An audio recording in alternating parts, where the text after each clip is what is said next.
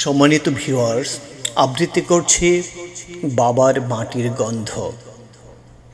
গ্রামের মাটিতে আজও এক বৃদ্ধ বসে থাকে, কুজো পিঠে ভর দিয়ে, হাতে ভাঙা চশমা, চোখে চুপচাপ এক নীরব প্রতীক্ষা। যেন কেউ সুমধুর একটি ডাক ডাকবে বলে বাবা, কিন্তু অপেক্ষার প্রহর সে ডাক আর আসে না। একদিন এই মানুষটাই সকাল সকাল হাল ধরত, ঘাম মুছত গামছা দিয়ে, ভাতের থালায় নিজের অংশটুকু রেখে দিত সন্তানদের জন্য। বৃষ্টি আসুক, ঝড় আসুক, তবুও ক্ষেতের খামারে পড়ে থাকত, শুধু একটা স্বপ্ন বুকে বেঁধে, তার ছেলে একদিন মানুষ হবে বলে।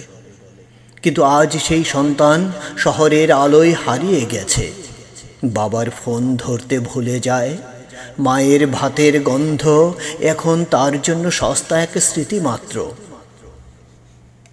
প্রতিবেশীরা জিজ্ঞেস করে, ওই যে তোমার ছেলে শহরে চাকরি করে, ও কেমন আছে? ও ভালোই আছে।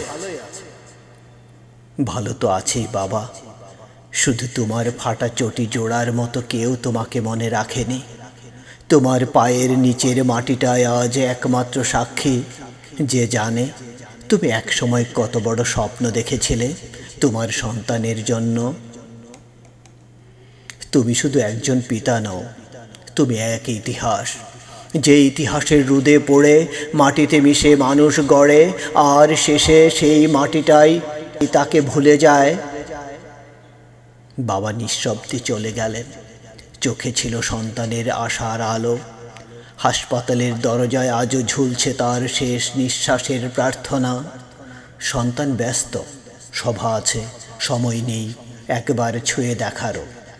যে হাত একদিন ধরে হাঁটতে শিখিয়েছিল, সেই হাত এখন ঠান্ডা। টাকার গন্ধে ভরে গেছে মন, কিন্তু শূন্যতায় কাঁধে আত্মা। বাবা চলে গেছেন, আর ফেরার সময় কেউ রাখেনি তার জন্য। ছেলের বউটাও যেন এক দাজ্জাল নারী, মুখে মায়ার মুখোশ, মনে বিষের স্রোত। শ্বশুরের কফিনেও চোখ তুলে তাকায়নি একবার, ব্যস্ত নিজের সাজে।